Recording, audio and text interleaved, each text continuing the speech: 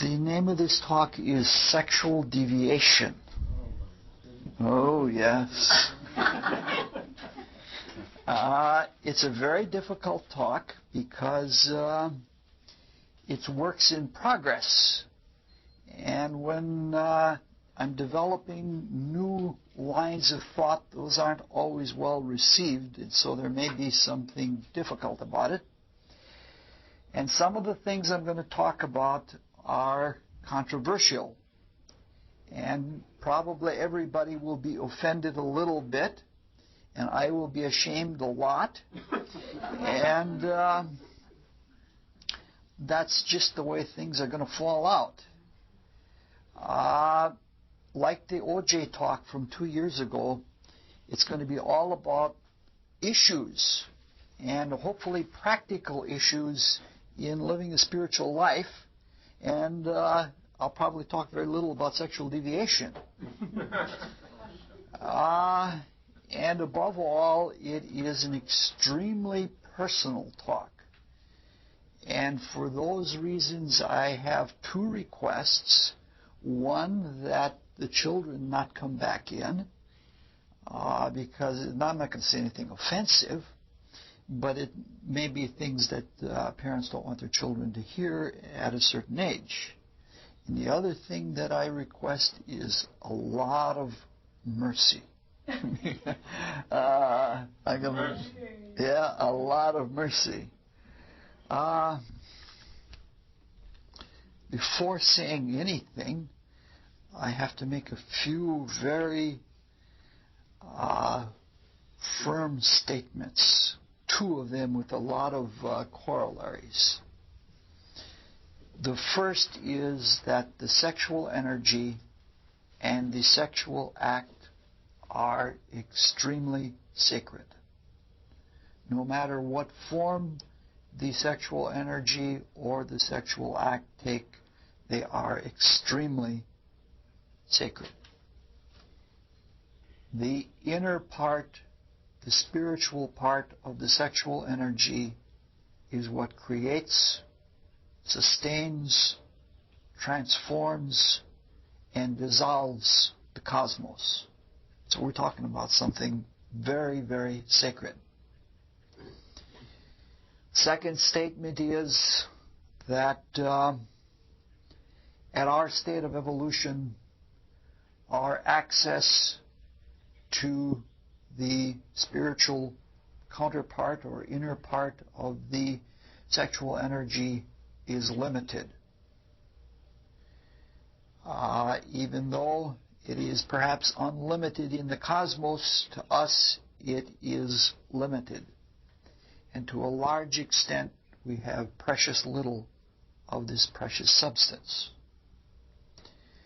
Third statement is that all esoteric development, whether it be seership, whether it be magic, whether it be leaving the body, or whether it be healing, all esoteric talents and development depend on the conservation and redirection of the spiritual inner part of the sexual energy. The talk is not intended to be a hellfire condemnation or a finger pointing at anyone. It's not what it's about. It's that sort of thing is just projection and gets us nowhere. Neither is the talk intended to be a general call for celibacy or generative purity. All things like that, all aspirations or all activities that we go through as we change have to come from within. And unless we are inwardly prompted to become celibate, it is not a wise idea to enter into that activity just on a lark. It's all spiritual development has to come from within. In fact, it's even dangerous to enter upon a course of celibacy if you're not ready. The sexual act in any form, from its most early onset of meeting someone to its complete culmination, is a miniature of the cosmic creation.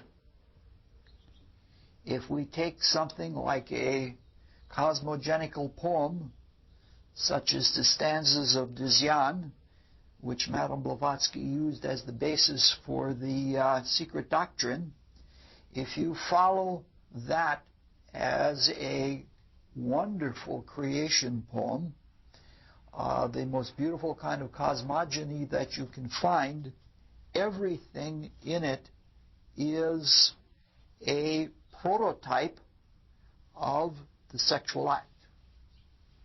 Everything from the dream within ourselves to dawning consciousness to introduction to reality to what is called foreplay to the sexual act itself with the spiraling within and without to all of the climaxes and all of the external consequences. Everything in the creation of the cosmos is in miniature in the sexual act. It's a perfect statement of as above, so below. What has gone before in heaven will follow after on earth. Know this and rejoice. So in the sexual activity or in the sexual state, it is a miniature of all creation, and for that reason, very sacred. The second preliminary statement with a list of corollaries is that relative to the cosmological archetype and our intended place in it, probably all of us are sexually deviant. I'm not going to enumerate or describe all kinds of deviations or try to condemn them or anything else. It's not a hellfire speech. It's also not the intention to say that one deviation is worse than another deviation. Wrong is wrong. And to point fingers at other people's deviations rather than working on our own is not a healthy activity. It's not also going to be a talk about whether one form of deviation is more difficult to recover from, because we're all trying to recover from badly placed consciousness and activity, and yes, some things are harder to recover from than others, but I'm not going to go into that. All of this is a little wake-up call. It's a Betty Mays talk. It is a sharing of my own personal deviation and what I have learned about it in trying to live a better spiritual life. And there are some very practical things I've learned. Some of them have been very effective, some of them have been very surprising, and some of them have not to date proven to be effective, but look like they might. 2 years ago, when we talked about OJ, we talked about the first and second sins. The first sin being the sin of Adam and Eve, and that being primarily selfishness. Selfish disobedience and jumping the gun with regard to the use of the creative energy. Choosing the use and experience of it before we had the wisdom to do so. In that talk, we talked more about the second sin, the sin of Cain. That is, being proud and jealous and desireful, and when our use of the creative energy is in any way thwarted, reacting violently. So what we see on television and what we see in the world in terms of sex and violence are related to the first and second sins. They've been with us since the beginning of our deviation. In that talk about OJ, we talked something about the redemptive quality of the cleansing blood and how violence actually has a positive side despite all of the horror in it. This talk is going to be mostly about the first sin, the misuse of the sexual energy. And it's going to be a very abbreviated narration of the last 17 years of my life. Old chalk seems to have migrated to one end of the board. That must be because it's south and everything runs downhill toward the south, I guess.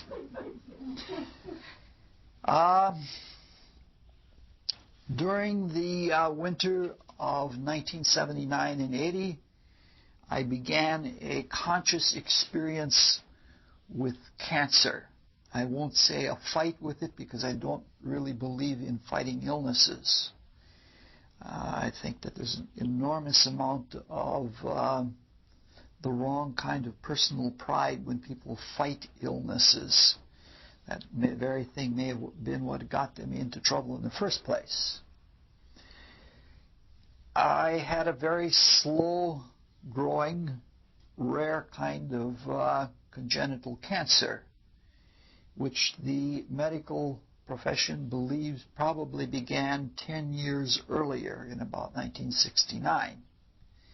It was a kind of cancer that develops when the embryo develops. The embryo has 3 layers, and in the center layer of the embryo, most of the things that have to do with the common signs are found.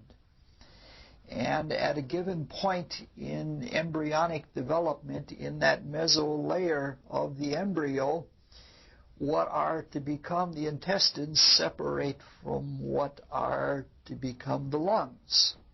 And sometimes intestinal cells are left behind in the lungs, and sometimes lung cells go into the intestines in rare cases, and they then become potential seed cells for developing cancer. If there is carcinogenic activity both in attitude or in carcinogens, what happens is that those cells then become cancer. That's probably, according to my own experience, that's probably true. Max Heindel claims that in general, now don't jump all over this, but Max Heindel claims in general that since it has to deal with growth and generation and cell division gone rampant, in general it is sexual abuse that is at the root of cancer, and that it is probably not surprising that at the time that very high sexual expression is present in the world, that cancer rates would be very high at the same time. About the time that the medical profession thought that I had developed cancer, I had been with the Rosicrucian philosophy 7 years and was eligible to have gone through 2 years of studentship and 5 years of probation, and was eligible to ask for discipleship, meaning direct teaching in the inner worlds. And being rather temerarious, I chose to do so. And at that time I had, that 7-year period, I had been celibate the entire 7 years, and suddenly, without knowing it, I thought I fell in love and became very sexual in a very short order. And a half a year later, I looked back and turned around and said, "Oh, that was the answer to my request. It was a trial to see that whether I was ready to become a healer or whether I was ready to do something with seership by using the creative energy as sacred. I wasn't.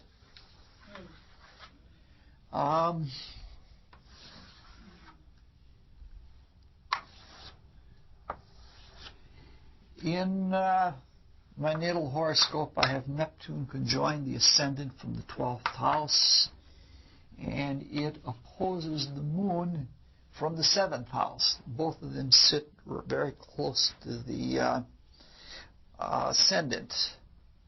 And at the time of the active onset of the Cancer, the Sun, by progression, came square to Neptune. In general, I don't want to go into a big, long side trip on this because it would be several lectures long. In general, the Moon, Neptune, and Saturn, the three planets that are the planets that crystallize imaginations into activities or into objects in the material world, are associated with Cancer. In a healthy case, one has a healthy imagination and conceives something in the imagination and carries it out into the external world. Often the conception is a result of an earlier perception that has been carried all the way back in so that one gets a creative idea. In an unhealthy case, when a person is not outward and does not use the imagination to carry things out completely, the imagination develops some kind of thought form.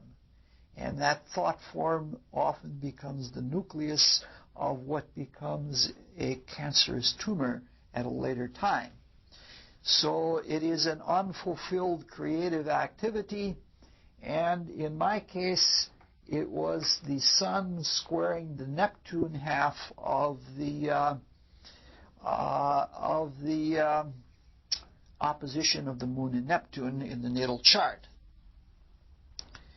At that time, I began what is probably the best, even the television series that looked into cancer therapies, alternative and orthodox, concluded that Gerson's therapy in most cases was probably the best kind of therapy that one can do for cancer. But what happened was I wouldn't do the cancer therapy completely. The reason being that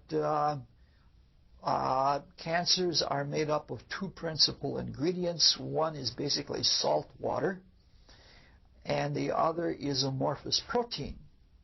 And in order to break down a cancerous tumor, you have to be able to eat up the amorphous protein. And in the truly successful therapies that are based on physiology and biochemistry, one takes in large amounts of enzymes that dissolve or eat up proteins. And the most common source of them is pancreatin, which is a protein-digesting enzyme which they get from the stomachs of slaughtered animals. And so I refused to do one of the most essential parts of the cancer therapy. And I no longer would consider it a violation in a life and death situation. I would no longer consider it a violation of a probationer's vow to use animal substances as part of the therapy. However, if I were confronted with a life and death situation of a similar type again, I don't know whether I would or not. It's one of those things that it's very easy to talk, but when you're confronted spontaneously with a moment, what you will or what you won't do is not easy to say. So this had repercussions. in one of the repercussions was that all of the rest of the therapy worked fabulously. I went from death's door to being looking pretty healthy and carrying on a pretty conventional life. However, it was a standoff with the tumor. I didn't have the wherewithal to attack it, so it was at a standoff. The more devastating repercussion was that my spouse became very insecure.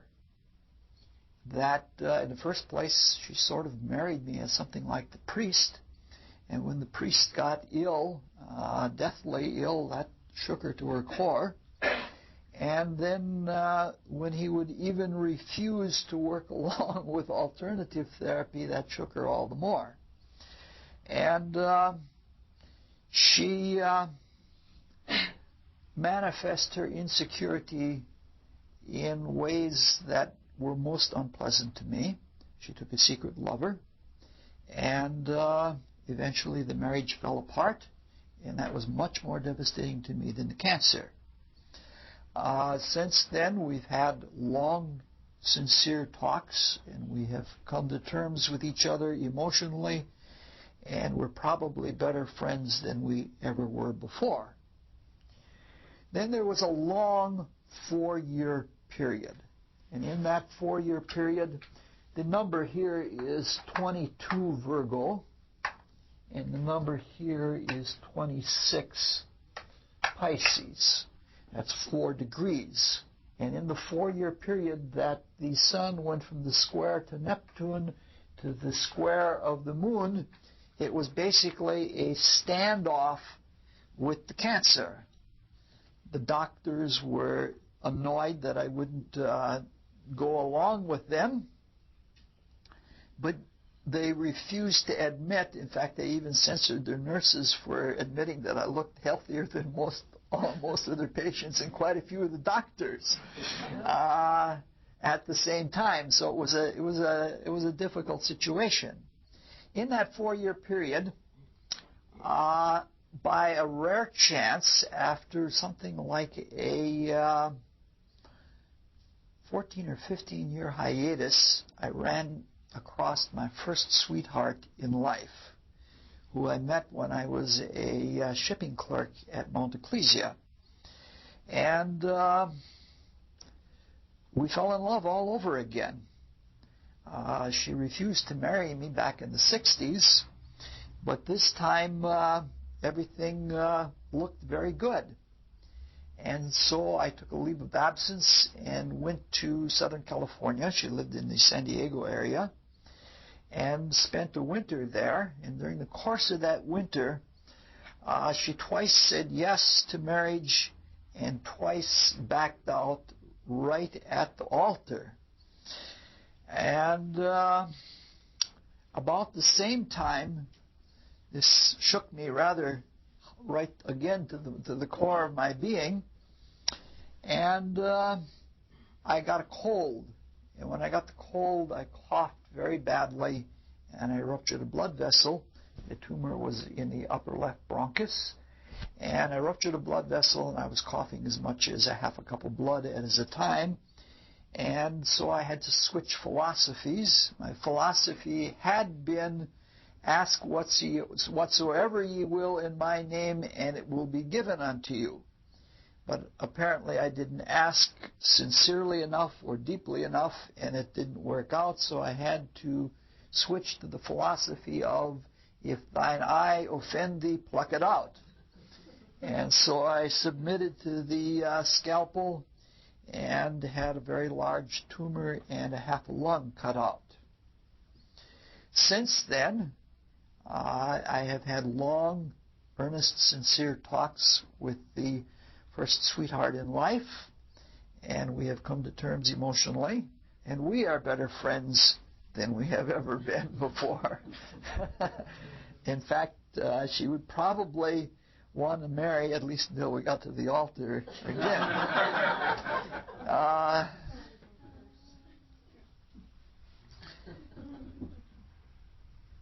Then, after that, and even in the 4.5-year period, when you go through a divorce, you do crazy things. See, I could accept knowing about cause and consequence and due responsibility. I could accept that the illness was my just dues, that I had it coming to me. But I couldn't accept, or I was somewhat judicial or judgmental about what was happening in relationships, which is why I had to suffer through all of those things. And so I did a lot of foolish things, and I had a number of relationships, some of which were foolish flings, and some of them were just misjudgments. Well, this is really a soap opera, isn't it? I told you it was going to be very confessional. Until about 7.5 years ago, when I probably had the greatest love of my life, which was pure poetry from beginning to end. And I can't really go into the details of it, but that was unsuccessful. And it so devastated me that in the 7.5 years since then, I have been completely celibate. Almost absolutely celibate. As of right now, probably next week, I'm going through long talks with the love of my life. And we'll probably end up being better friends than ever.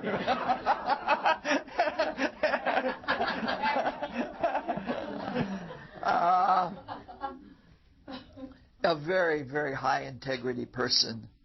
And knowing myself and how terrible I am, so I'm terribly, terribly self-centered. And I'm grateful to any woman who will give me a second look. And always seems to work out. But at any rate, without a relationship and being celibate for 7.5 years, the creative energy began to mount in me. Now, I can say for a fact that what Max Heindel says and what all the other mystics say about the sexual energy being the essence of creativity is true. I have had now 2 7-year periods of celibacy in my adult life, and there's no doubt at all that my inner consciousness is much quicker. I'm much more awake. The inclination to altruism is much stronger, and everything about life is much more vivid in celibacy. There's a price. Some people feel that sexuality, like you feel so great after having been sexual, and all your problems are gone, and the problems aren't gone. All you've done is pull the plug.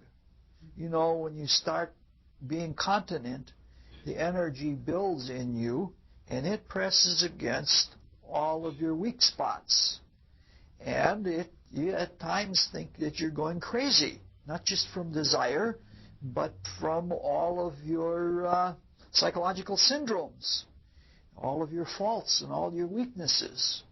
But when you're sexual, they haven't gone away. You've just taken the pressure off. That's all. And if you want to grow, you're going to have to go through all kinds of really hard situations. And that brings us back to the hard situation of this serious illness. From a spiritual point of view, a serious, especially a life-threatening illness, is something one doesn't want to waste. It's exceedingly important. And people that you love enough to marry, or almost marry 3 times, I felt like Charlie Brown with the football, but those aren't things that you don't want to waste either. But I had been going all the while through the illness. I did do a lot of soul searching when I spent all those months in bed, but really hadn't gotten anywhere with that. And I'm tremendously slow anyway. And here I was going la-di-da from one relationship to another. And so I really hadn't confronted the illness, and I hadn't confronted the situation with the relationships. You know, they had happened to me. That's too precious to waste. You know, you want it now. You don't want to wait until between lives before you get everything out of them. So for the last 7.5 years during this period of celibacy, it was a really unctuous period for me. My emotions, sometimes I walk around half a day crying. So I had begun to do a little bit of soul searching, and that's what I want to talk about, is what has come out of it.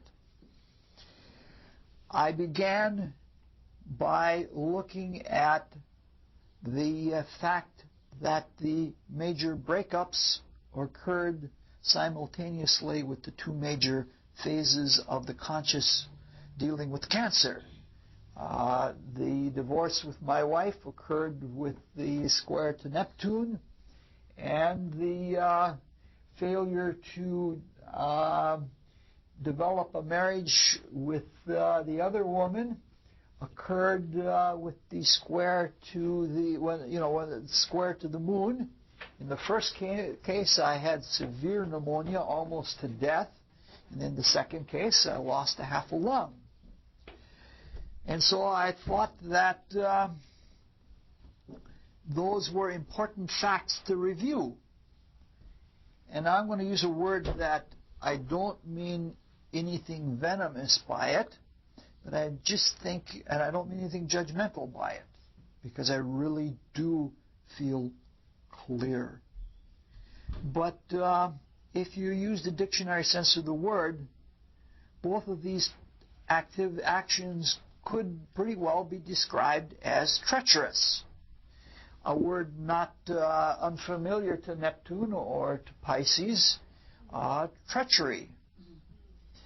And as I began pondering this in myself, I concluded that having to do with my cancer was something that I had let down people in the past who had trusted me. Some of the 12th houses of past lives, and I concluded that I must have been treacherous to people who trusted me with their faith and with their feelings in a past life. And this pretty well squares with my character, because I almost have an inordinate compulsion that I hate to let people down. I hate to, I don't have to please them, but if I've said I'd do something for someone, to let them down, it goes really hard with me, and I assume that some of that lesson had already sunk in. Now, I'm not saying that the cancer came from treachery, but that the emotional devastation that went along with the cancer did. And that is that was that part of it. The cancer came from somewhere else. Guilt. I think that the tumor was probably built around a guilt embodiment. Now, I wouldn't say that's true of all cancers, but I can say, knowing myself and what I've gone through, and praying and meditating and going over it again and again, this looks like it was the case in this case. Because you can't, it's very difficult to generalize it, to point the finger and say that person has cancer, therefore they must be carrying a lot of guilt. In some cases, maybe even many cases, that's the case, but you just can't do that. That's not a fair thing to do unless you have knowledge. I think it's sinful to do something of that order. What seems to have congealed the guilt was vanity. There's no doubt in my mind that God forgave me. But in my vanity, playing God to myself, I did not forgive myself. And that vanity and the guilt both had to be dealt with. The guilt, I had to, the tumor was there. And the vanity was dealt with in another way. Anybody who knows me knows that I am almost insanely proud from time to time, like most of the time. And if I had been successful with an alternative therapy and had completely overcome the cancer in that way, I might have been insufferably proud. And God wanted me to be humiliated. And reality has a way of doing that. You can't point the finger at reality and say, hey, you're wrong, because that's the way.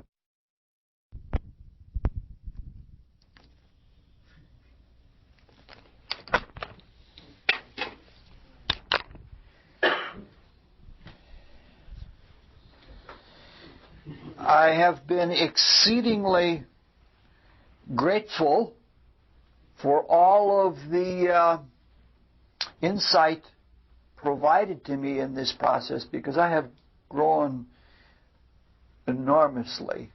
But relative to what I need to grow to, it's very little.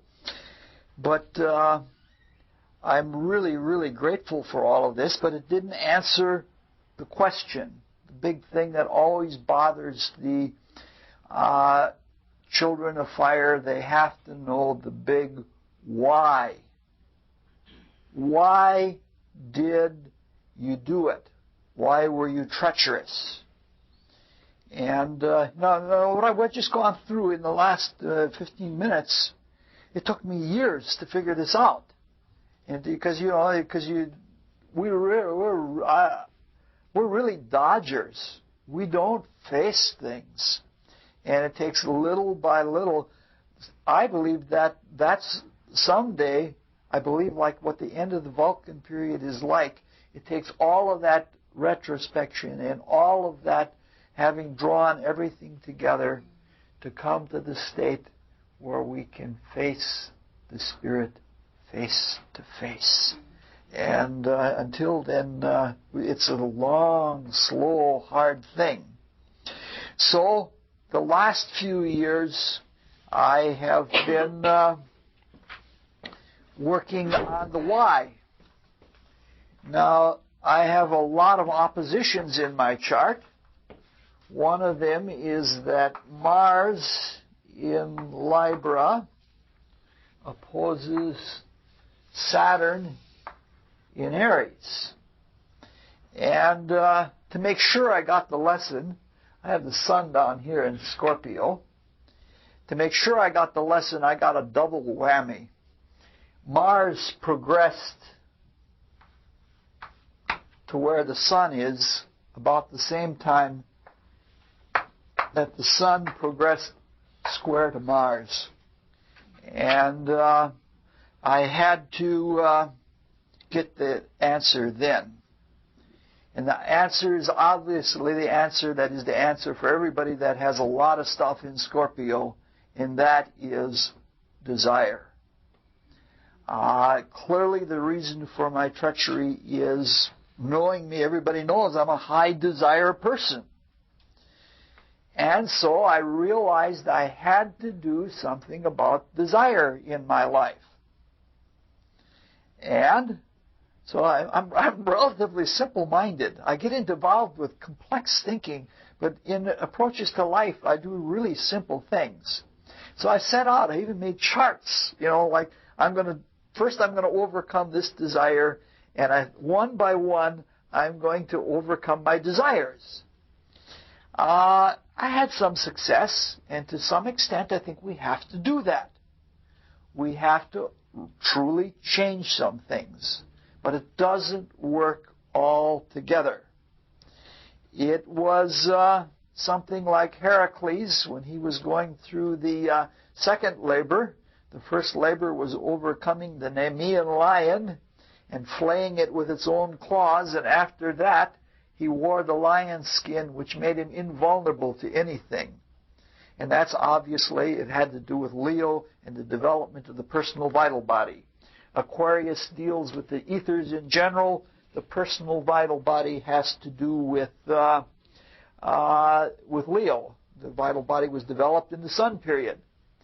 And so the second act was the struggling and overcoming the Lernaean Hydra, which was associated with Cancer, and that is struggling with the personal desire body. And what happened when Heracles tried to overcome the Lernaean Hydra is he found that every time he cut off one head, 7 more would grow in its place.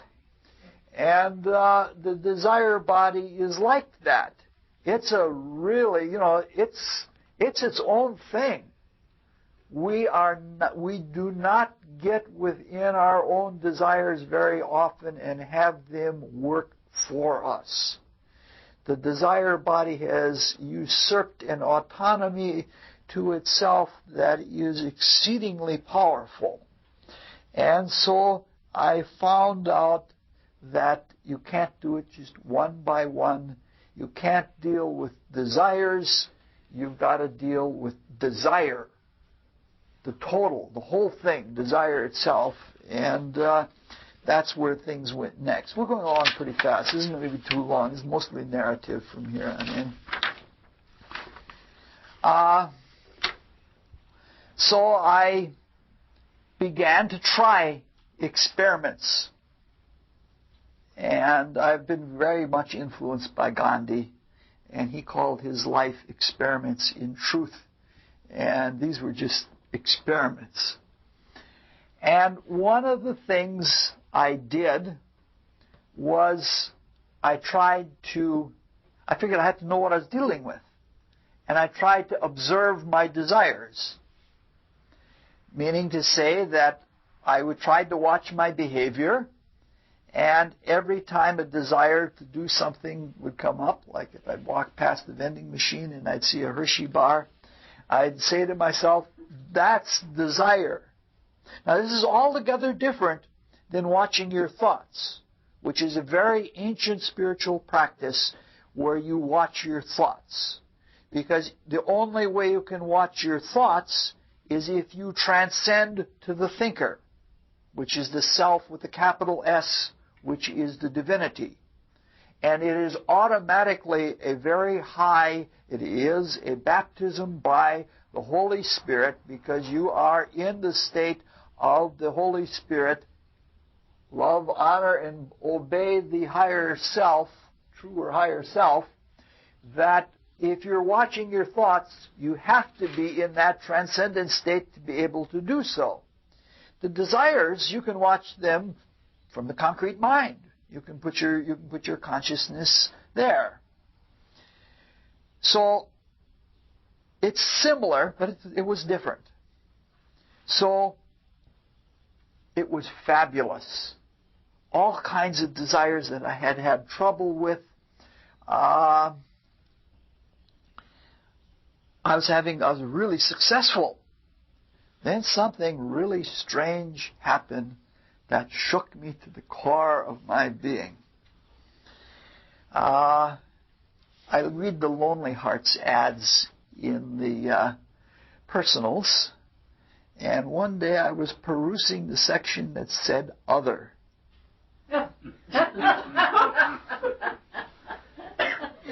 And this is what the ad sounded like, something to this effect that caught my attention. It said, proportionately Rubenesque woman seeks personal trainer with a firm hand to help me resculpt my body. Why didn't you give me a call?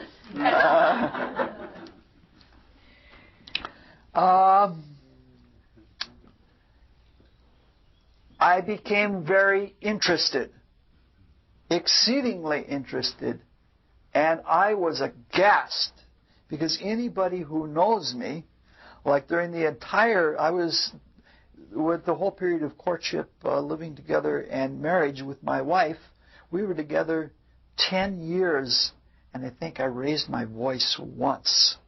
And I am not a physically violent person at all. As a child, I never had any fights. And here I was thinking of spanking somebody's fanny, you know. And this was, you know, it was a tough period for me. And I started to deal with it, and my first notion was that maybe I wasn't the sweet, gentle guy I thought I was. And maybe that underneath I was an SOB, and that this was a very humiliating unmasking. I struggled with that notion for quite a while, and retrospectively pictures came up in my consciousness to show me instances where, when angry, I can be unkind. However, I had to honestly conclude that those instances notwithstanding, that I really was not a violent man. And I have no alibis, but it isn't my basic character to be either psychologically or physically violent. And eventually I had to look deeper into my whole desire nature, and had to realize that what was happening here, there is the phenomena that psychiatrists call psychological resistance. It's a general resistance of any kind. Anytime you set out to do anything to improve yourself, anytime that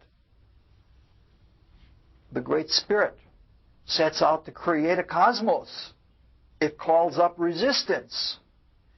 But especially when that lower nature is challenged, it really can throw resistance at you. And the fact that I was shook showed that the lower nature had my number. It knew how to get to me. And attorneys will do that in court. You know, they'll get a witness on the stand, and they'll figure out what shocks that witness, and they'll attack that witness as if that witness was the worst kind of say greedy person, when the person is anything but that. And then the person will be so shook because all of their life they've prided themselves in not being greedy. And then all of a sudden, and this was one of those things that the lower nature knew how to discombobulate me, and that's exactly what happened. So I realized at this point, and I still realize it to this moment, that though I'm striving, I'm not really striving.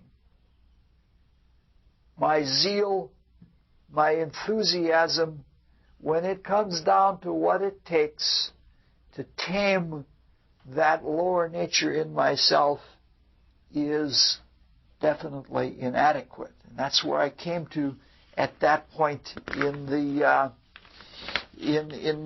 juncture of things. However, coming to that realization was not enough, because here I was still having deviant thoughts and desires and things like that. And to my way of thinking now, I'll just pass on that. But I was clearly not in the boat at that time. Somewhere along the way, I concluded also, as part of this, I concluded that I had not really worked on the masterful side of my character. Everybody who knows me knows that I do anything to keep from having power. I would sooner owe people money than have them owe me money because I don't want to have power over them. And I began to realize that if I was really sincere about wanting to be a healer or something like that, I'd have to deal with power. And even though this wasn't the intention of the lower nature, it had that effect of awakening in me the realization that I need to be more masterful. But at any rate, I decided that this was a reality that I was dealing with, and so I better look into it. And so I started investigating what is called the scene. And I was revulsed by the conception of bondage. I was revulsed by sadomasochism. But still the spanking notions persisted. And I concluded that I must be just a milk-mute deviant. And not really a strong deviant at all. That's what happens by not... So I began to follow it out in my consciousness. I never entered into any kind of scene, but I began to try to live out scenario in my consciousness of not just fantasizing, because fantasizing has the opposite effect.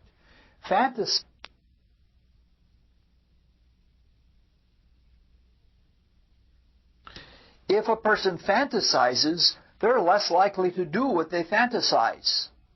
Because the flip side of fantasy is phobia. And the more you fantasize, the more you build up your phobia. And the less likely you are to go through it. But if you make living, imaginative scenario and try to live them out and put yourself into them as though they were a psychodrama, you can learn quite a bit. And so I did that. And then something came clear to me. I'm a pretty mental person, as everybody knows, and it proved to me that the spanking was inconsistent. And the inconsistency went something like this. If somebody is seeking correction, like for resculpting the body, and deviates from her diet or exercise program or something like that, and wants to be spanked as a corrective activity, if that spankee finds the penal activity to be pleasurable, where's the correction? You see, it is fundamentally inconsistent and illogical. And once I got to that, the bubble burst and it was all over for me. It took a few months more, and then the double whammy hit me. And this is the practical part for all of us as we deal with these things in ourselves. I think it's a general principle. And that is, if we look at, in our desire to become healers, or in our desire to become creative beings, and as part of that, we have to deal with sexuality and our own deviacy, if we feel we're deviant, because I can't say what is deviant and what isn't, only for myself. If something is deviant, I began to explore all sorts of different things. When something is deviant, it is automatically inconsistent. It has automatically a logical flaw to me. That it doesn't add up, it doesn't work. After a few months, it dawned on me that this is precisely what the tree of knowledge of good and evil means. It means that you know the truth. You know what is consistent. You know what is true. And whereas in the Garden of Eden story, the abuse of the sexual energy was a sin against the Holy Spirit, in St. Matthew's Gospel, the sin against the Holy Spirit is lying, which is stating something that is deviate from the truth. Christ Jesus makes no bones about it. He says that a lie is a sin against the Holy Spirit. Outright. Nothing. So this was all very, very slow. It took months and months to come to that. And so ultimately, I came to the conclusion, generalizing it, that all of what we would call sin, all of what we would call evil, are ultimately inconsistent. We can look, psychologically, we can look at the syndrome that sets up the conditions that a person falls into it, but ultimately there is no reason for sin, there is no reason for evil, because it is an unreasonable thing and it is all stupid. The cosmological, if you get into the cosmology of it, there's a lot of creative ideas, but that would take us too far afield, and I'm a little bit overstayed already. And so that is my main message about sexual deviation. And that is, it is what you find inconsistent, what you cannot live out without hitching yourself, and so that you don't flow forward, normal, healthy.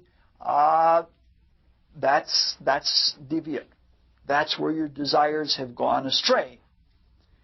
As things stand in the whole process, I am still working on desire, and I am now working with this is very premature. I'm working on it now with a whole new tack, because I realize that in terms of cosmology, the function of the desire body is to motivate us.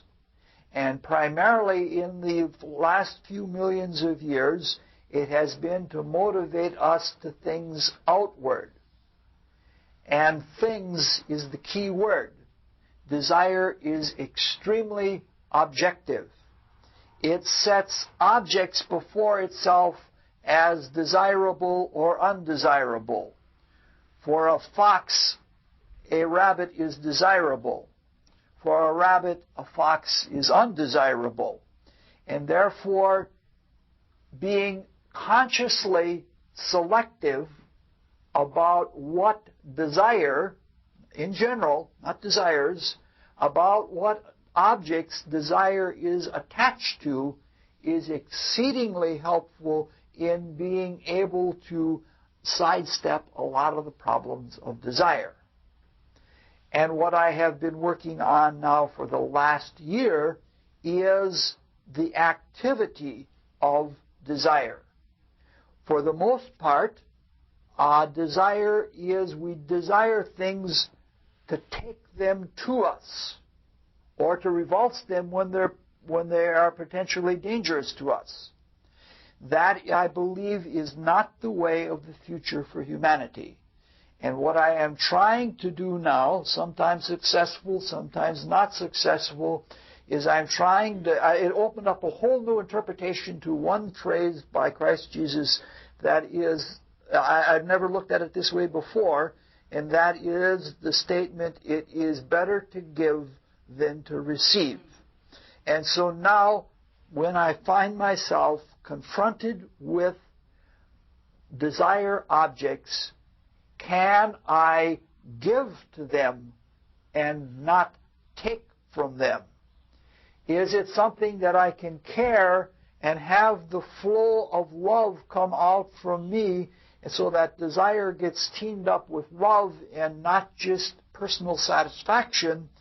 That and if it isn't the kind of object to which one can give wholeheartedly, it's probably not a good thing to attach desire to. This is very infantile. I don't want to give anybody any impressions that I'm doing any great things in my soul growth or anything like that, but that's the philosophy that I'm trying to work with now in my life. All also, it's if you want to. By the way, what I should clarify in that sometimes receiving from others is a form of giving. That allowing others to give to you is sometimes a form of giving, and I just don't want to give the whole idea that we all have to push things on each other and all be totally unhappy in that kind of situation. Two things. I am still completely spontaneous about it. I don't know if I would ever partner again. I don't know. Sometimes I think it would be very good for my social growth because more of our future is going to be in sharing than in becoming more singular. In fact, our singularity is going to be defined, if I understand Christianity right. Living in the Christ means that our reference is not in self, but in the other, in the Christness, the common to all selves. And I sometimes think that partnering would be socially growing in that way. And then sometimes I think, you want me to do that to you? I don't know for myself, so there'll probably at some time or another be another installation in the soap opera. And then there is one crazy afternote, which is all just jest. But I like short hair because it's easy to take care of. Betty Mays asked me to grow my hair long so she could see how I would look in long hair. And then she didn't show up. And I want the word to go back to Detroit that unless she straightens this out some way, I might reconsider spanking.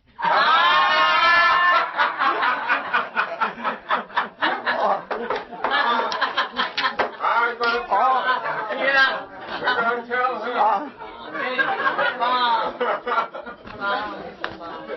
I think we should close with the Rosicrucian student's prayer. Let me have one of them tapes to go home for her. I think we should pray first. Good. O God, increase our love for Thee, so that we may serve Thee better from day to day. Let the words of our mouths and the meditation of our hearts be acceptable in Thy sight, O Lord, our strength and our Redeemer.